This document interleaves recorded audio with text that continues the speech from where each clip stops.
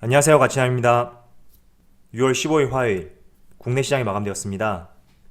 확실히 이번 주의 지수의 흐름을 보면 FMCA라는 중요한 이벤트가 있기 때문에 시장의 방향성을 잡지 못하고 조금은 지루한 흐름을 보여주는 것 같습니다. 한번 살펴볼게요.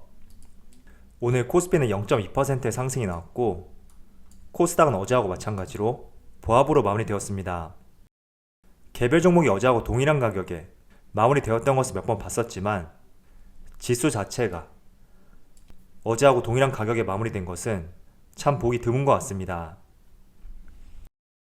그리고 삼성전자 오늘 모처럼 0.5%의 상승이 나왔고 SK하이닉스도 1% 이상의 상승이 나왔습니다.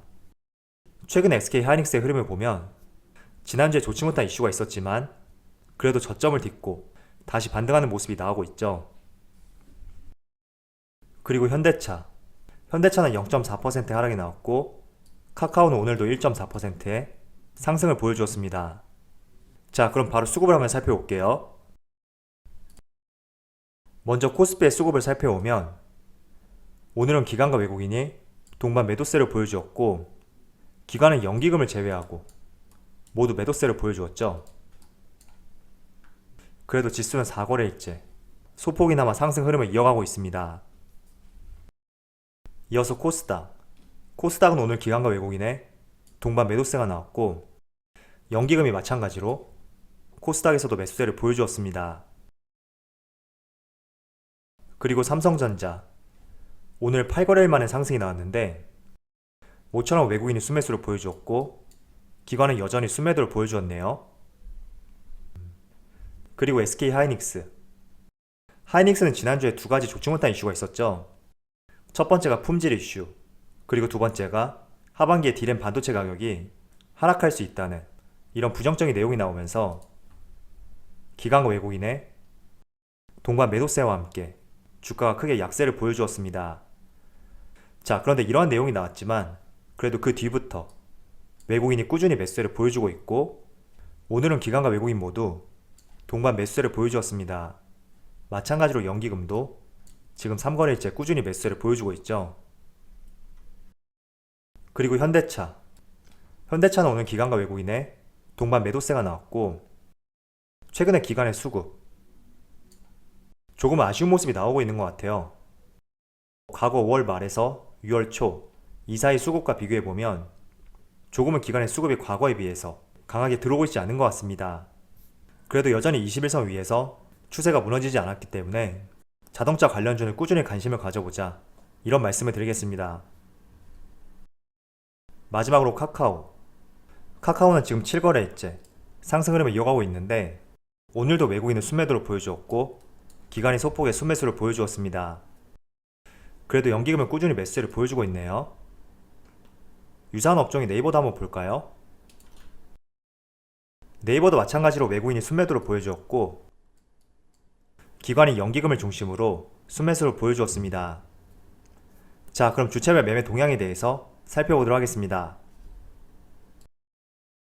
6월 15일 외국인이 가장 많이 매수한 종목은 SK이노베이션, 효성TNC, 삼성SDI, SK하이닉스, 삼성전자 이렇게 다섯 종목을 순매수 상위 종목을 올렸습니다. SK이노베이션이 좀 돋보이네요. 이어서 기관을 살펴보면 기관도 마찬가지로 SK이노베이션, SK하이닉스, 삼성SDI, LG이노텍, 네이버 이렇게 다섯 종목을 순매수 상위 종목을 올렸습니다. 외국인과 마찬가지로 기관도 SK이노베이션이 순매수 상위 종목이네요. 그리고 삼성SDI도 포함되어 있고 SK하이닉스까지 오늘은 순매수 상위 종목에 세 종목이 겹치는 것 같습니다. 자, 여기 한 가지 흥미로운 기사가 있는데 여러분들 한 번쯤 알고 가면 좋을 것 같아서 한번 말씀을 들어보겠습니다. 자, 삼성전자가 사상 처음으로 이번 3분기에 매출이 70조 원을 돌파할 것이다. 이런 전망이 나왔습니다. 지금까지 매출만 봤을 때는 분기 사상 70조를 돌파했던 것은 전례가 없었고요. 이번 3분기에 처음으로 넘을 것으로 전망이 되고 있습니다. 자, 그런데 조금은 흥미롭게 볼 수가 있는데 여기 보시면 이전에 두 차례 매출 신기록을 세운 이후에 약 3, 4개월 뒤에 주가가 고점을 보여주었다. 이런 코멘트가 있습니다. 그리고 하단을 살펴보면 과거 2012년 3분기 이 당시에는 50조 원을 처음으로 돌파했었고 또 2017년 2분기에는 60조 원을 처음으로 돌파한 뒤에 약 3, 4개월 뒤에 주가가 고점을 형성하고 하락하는 추세를 보여줬다는 발표가 있습니다. 자, 그래서 만약에 3분기에 정말로 매출이 70조 원을 돌파한다면 바로 반도체와 디스플레이 사업 부분에 호조가 있었기 때문에 돌파할 것으로 전망을 하고 있습니다. 그렇다는 것은 결국 반도체죠. 자, 그리고 이 내용을 한번 살펴보면 직전 12년 3분기 이 당시에 처음으로 50조 원이라는 매출을 돌파했었고 또 2017년 2분기에는 60조 원을 돌파했습니다. 그리고 지금까지는 50조에서 60조 원 이 사이에서 맴돌았었지만 이번 3분기에는 70조 원을 예상하고 있는데 앞선 기사 타이틀에서도 말씀드렸듯이 의미 있는 매출 50조, 60조 이렇게 의미 있는 실적을 보여준 뒤에 약 3, 4개월 뒤에 주가가 고점을 형성했었고 그 뒤부터는 조금씩 하락하는 추세가 나왔다. 이런 말씀을 드렸습니다. 자, 그럼 과거 12년 3분기 이때 실적 발표가 10월 말에 있었거든요. 지금 여기 그래프에서 보시면 이 당시죠. 그리고 약 3, 4개월 뒤에 주가가 고점을 보여주었고 그 뒤로 약 3, 4년 동안 고점을 돌파하지 못하는 이런 흐름을 보여주었습니다. 자, 마찬가지로 17년 2분기 이때는 7월 말에 실적이 발표가 되었는데 처음으로 60조 원을 돌파했고 기사에서 언급한 대로 약 3, 4개월 뒤인 이 시점 17년 11월이죠. 이때 주가가 고점을 형성했고 그 뒤로 약 3, 4년 동안 주가가 고점을 돌파하지 못하는 그런 모습을 보여주었습니다. 자, 결정적으로 이런 흐름을 보여주었던 이유는 바로 최고치를 경신한 뒤에 이어지는 실적 둔화라고 볼 수가 있습니다. 자, 어떤 업황이든지 항상 꾸준히 상승할 수만은 없고 이렇게 경기 사이클을 탈 수밖에 없습니다. 그래서 이렇게 업황이 좋아진다면 반대로 부진하는 구간 이런 구간도 발생이 될 것이고 또 다시 부진한 구간을 지나게 된다면 또 업황 자체가 주목을 받는 이런 시점이 발생이 되면서 항상 우상향하는 흐름을 보여왔습니다. 그래서 실제로 3분기에 만약에 70조 원을 돌파하게 된다면 지금 이 기사에서 발표한 대로 업황 사이클로 봤을 때 호황기 다소 고점 부근이 될 수가 있고 조금은 업황 자체가 둔화될 수 있다는 그런 설명을 하는 것 같습니다. 자, 그래서 과거 12년도하고 17년 이때의 사례를 지금에 적용시켜 본다면 3분기 실적 발표 아마 10월 말쯤에 발표가 되겠죠? 그럼 약 3, 4개월 뒤 시점이라면 내년 1월 말에서 2월 말까지 이 기간 내에서 삼성전자의 주가가 고점을 보여줄 수도 있다. 이렇게 해석을 해볼 수가 있습니다. 자, 그래서 이 내용 한번 참조해 보시고요. 어쨌든 이렇게 설명드릴 수 있는 이유는 업황 자체에 사이클이라는 것이 있기 때문에 이런 논리를 적용시켜 볼 수 있다고 생각을 하고 있습니다. 자, 그렇지만 지금부터는 조금 다른 시각을 말씀을 드려볼게요. 과거 12년도하고 17년 이 당시하고 지금의 차이점이 있다면 과거에는 파운드리, 비메모리 반도체보다는 메모리 반도체 사업이 부각이 되었고 이 때문에 메모리 반도체 업황 자체가 조금은 부진하게 된다면 삼성전자도 그 사이클 내에서 영향을 받을 수가 있었습니다. 자, 그런데 과거 사례하고 지금의 조금 차이점을 본다면 지금은 메모리 반도체보다는 비메모리, 파운드리 사업 부분 쪽으로 투자와 매출 확대가 증대되고 있기 때문에 과거와 조금의 차이점이 있다고 생각이 되고요. 그래서 그런 측면을 조금 더 부각시켜 본다면 과거의 매출 고점 그리고 약 3, 4개월 뒤에 주가가 고점을 형성했고 내림세를 보여왔던 이런 흐름과는 조금 다른 모습이 나올 수도 있다고 저는 생각하고 있습니다. 결국 가장 중요한 것은 파운드리 사업부에 대해서 얼마나 추가적인 매출 성장이 이루어지는지 이 향배에 따라서 과거와 유사한 모습을 보여줄지 아니면 추가적으로 더 상승이 가능한지 이 점을 가늠해 볼 수 있다고 말씀을 드리겠습니다. 그렇지만 어쨌든 이 내용에 대해서는 조금은 흥미롭게 볼 수가 있고 그냥 지나치기에는 다소 아쉬운 내용이 될 수가 있으니까 만약에 정말로 과거 사례를 따르게 된다면 3분기에 삼성전자가 사상 처음으로 매출이 70조 원을 돌파할 것이고 그리고 내년 2월쯤에 주가가 한 차례 고점을 보여줄 수도 있다. 이런 말씀을 드리겠습니다. 그래서 항상 그런 것 같아요.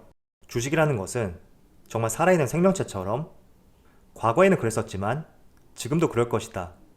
물론 적용이 될 수도 있고 적용이 되지 않을 수도 있습니다. 그리고 반대로 과거에는 그렇지 않았는데 지금은 또 그럴 수 있는 이런 상황들도 발생이 될 수가 있거든요.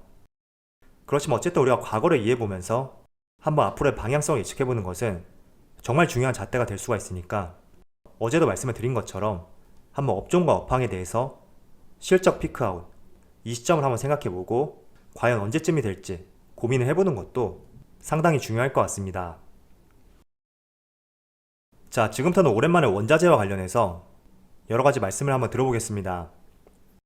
원자재 관련주들 아마도 올해 2월달부터 5월 초까지 굉장히 시장을 뜨겁게 달구었던 업종 중에 하나였습니다. 그런데 최근 들어서는 조금은 사람들 관심 속에서 멀어져 있고 또 성장주하고 소비와 관련된 종목들 이쪽으로 관심이 많이 쏠리다 보니까 더욱더 관심에서 멀어졌던 그런 업종이라고 생각을 하고 있습니다. 자, 그런데 최근에 이 원자재 가격이 다시 움직이고 있는 모습이 나오고 있습니다. 자, 하나씩 살펴볼게요. 먼저 서부 텍사스유. 최근에 배럴당 70달러를 돌파했고 관련 종목들의 차트를 한번 볼게요. 자, 지금 보시는 종목은 S-오일이고요. 최근 유가 흐름과 함께 주가가 고점 부근에서 움직임을 보여주고 있습니다. 그리고 SK이노베이션. 이 종목도 현재 3% 이상의 강한 상승을 보여주고 있고 직전 박스권 이 구간을 돌파하려는 모습을 보여주고 있거든요. 자, 그런데 SK이노베이션 같은 경우에는 다들 아시겠지만 정유사업뿐만 아니라 2차전지 사업도 같이 영위를 하고 있습니다. 그에 반해서 S-오일 같은 경우에는 대부분이 유가와 관련된 사업이고 그 때문에 유가의 가격에 따라서 굉장히 주가의 움직임이 나뉘고 있거든요. 그래서 어떻게 보면 상승할 때는 정말 좋은 종목이 될 수가 있지만 반대로 유가가 하락하게 된다면 크게 주가도 부러질 수 있는 그런 종목이 될 수가 있습니다.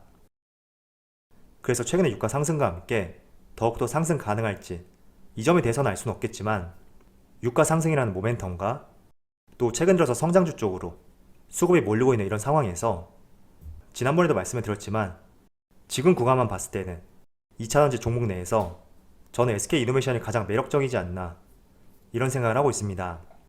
그래서 2차전지 뿐만 아니라 유가의 향방도 한번 같이 보시면서 여러분들이 대응을 해보신다면 더욱더 좋을 것 같습니다. 자, 이렇게 유가는 다시 상승세를 보여주고 있는데 구리 가격 구리는 지난 5월 초에 톤당 $10,000를 돌파한 뒤에 다소 아쉬운 모습이 나오고 있거든요. 이번에는 철광석. 최근에 철광석 가격이 방금 전에 보여드렸던 구리 가격과 마찬가지로 5월 초에 5월 10일쯤 될 거예요. 이때 고점을 형성하고 구리 가격은 반등을 보여주지 않고 있지만 반대로 철광석은 다시 반등을 보여주고 있습니다.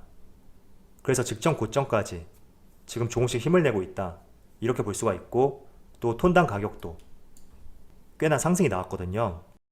자, 철광석 가격하고 가장 밀접한 종목이 바로 포스코하고 현대제철이죠. 한번 차트를 볼게요. 자, 포스코의 차트를 보시면 조금 전에 철광석 가격이 5월 10일날 고점을 보여주었습니다.